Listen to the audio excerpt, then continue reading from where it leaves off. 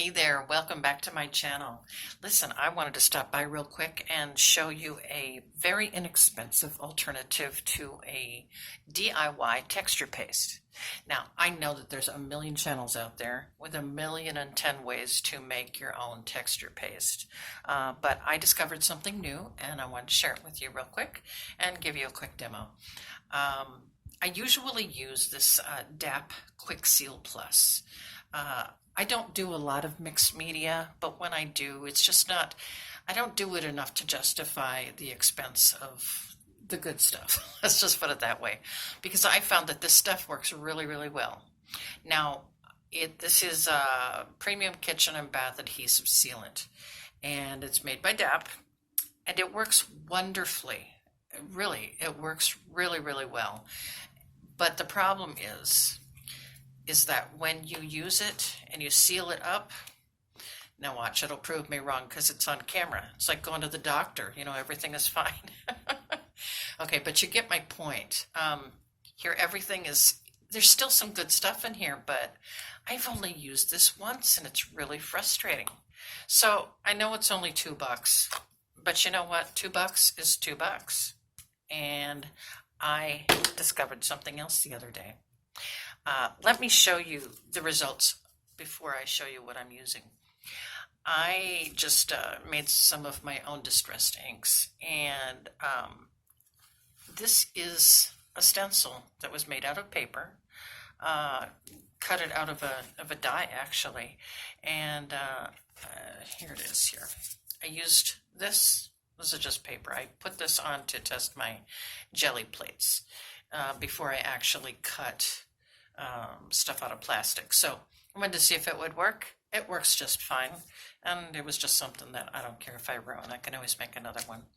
But anyway, I wanted to show you this texture paste after it was dry of the stuff that I'm going to show you how to make here. It works really, really well. It isn't going to dry out. And I'm really happy with it. Here's a little one that was made, let's see, where is it? It was made with this little piece of paper. See, it's not even, it's just paper. Again, it's just from my die cuts, and I normally save, well, more than I should actually. Just like every crafter, it's an addiction. So anyway, I put this on here, and again, this is just some paints that I was testing out, not some swatches. So I put that on there, and you can see that the texture is really, really good. And it's got quite a bit of tooth on it, if you can hear that. And I'm surprised at how well this works. Okay, so let's see if I can show you a better example. On a real stencil, I cannot find my stencils. This is the only one that I could find, and this is probably, I'm dating myself. Okay, this is probably 40 years old. Okay, so going on 20. Anyway, I just made some random swatches on here, and you can see, hopefully the camera will pick it up. There we go. You can see that it is very dimensional. And I just used a heat gun to, make this dry quicker because I'm not the most patient person on the planet. Now, here's another one that I made.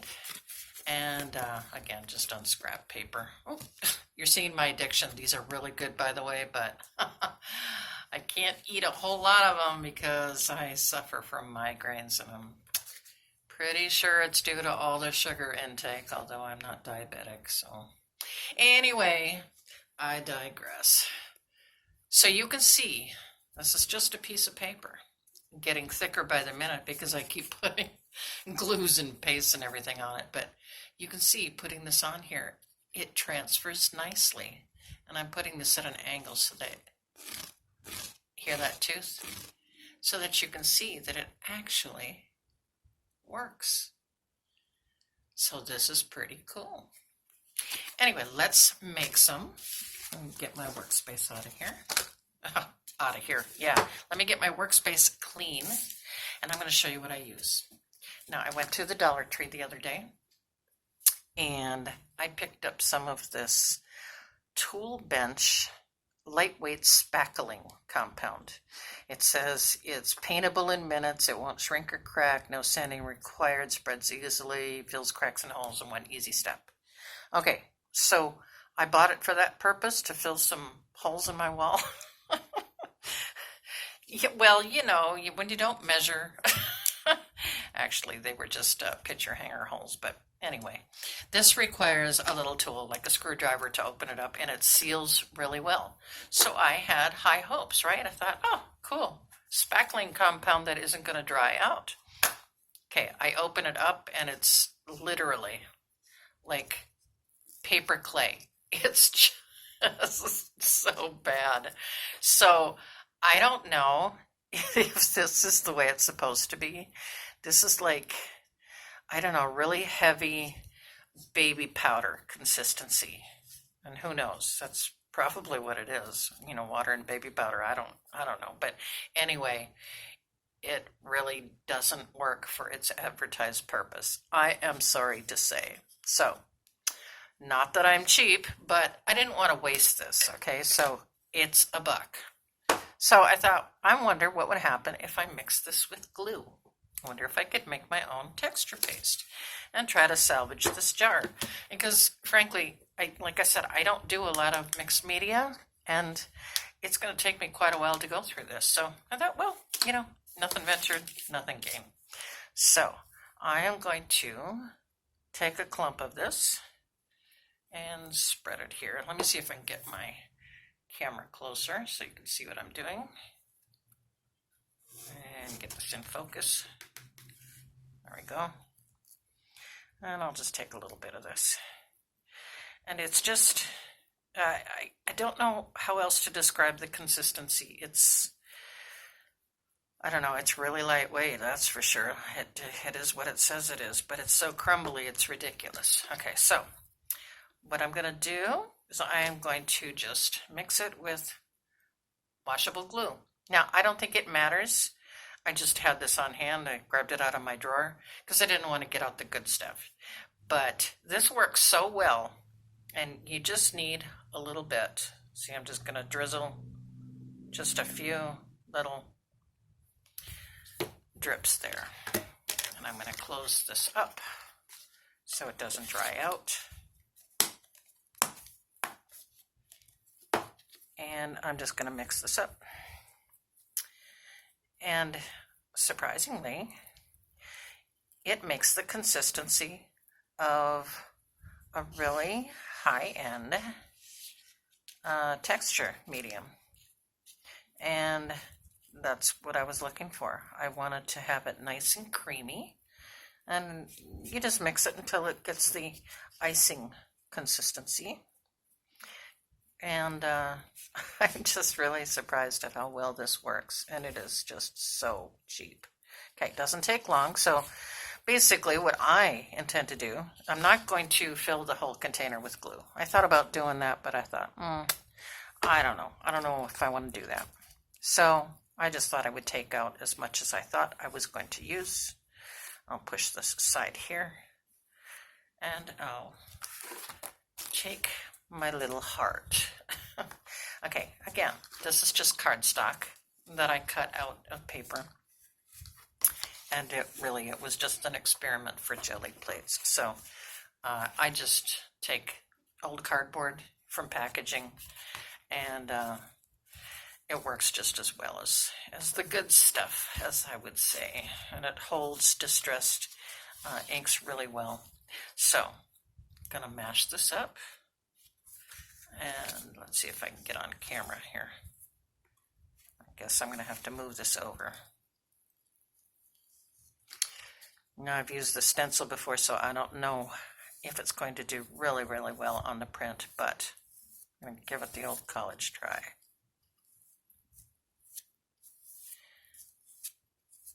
So we'll just get this all in here. Of course, you could use a sticky back on these things if you wanted to do just paper. And I would imagine on stencils, real ones, like the Tim Holtz or Stamp Anonymous or all the name brand babies that these would work really, really well. And I'm just trying to get an even coat on this before I pull it up. Nothing like watching paint dry, right? I promise I won't make you wait. Okay, so I'll bring this up closer and we'll lift it together. Look how pretty and effective that is. Isn't that cool? That's pretty cool. Now I know that this has got some jagged edges on it. You can probably see it's not a real clean cut, but I didn't start with a clean stencil to begin with. So, you know, for all intents and purposes, this is pretty cool. So let's see, I'm going to scrape the rest of this off here. And I don't know how many more uses I'm going to have off of this paper when. I'm not going to worry about it. I'm probably going to have to trash it after this, but not a big deal. It's just paper. Okay. And let's see, what else was I going to do here? I was going to take this. What happened to my stencil? Oh, on the floor. Hold on.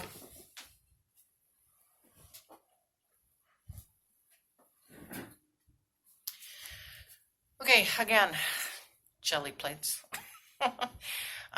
Just a die cut out of paper, and so it's a little bit stiff, but not by much. It's really, really flimsy. So I'm just going to take this, flip it around, and we'll see if this works. Sorry that it's white on white, but you'll see in a little bit how well this works.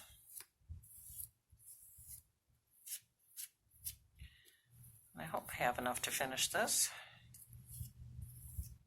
I think I will.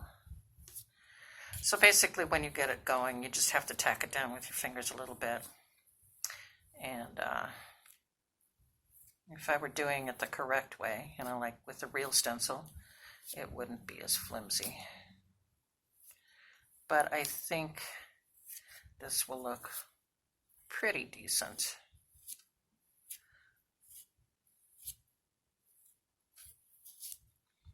And while I'm here, I might as well do this one and pull them at the same time. And I can clean up my workspace.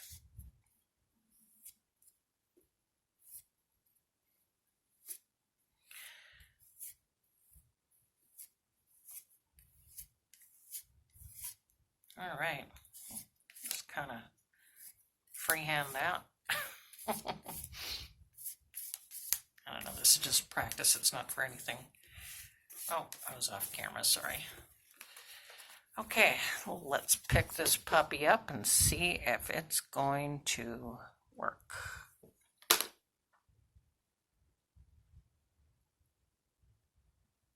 There we go. There's that one. This is pretty much toast. So we're going to say bye-bye to that one. And I'm pretty sure. Now you can pull these right away. I just wanted to get the other one there before this dried. And the working time on this is pretty good. I would compare it to the regular high-end texture medium. There you go. Look at that. Isn't that cool? Okay, this one's also toast.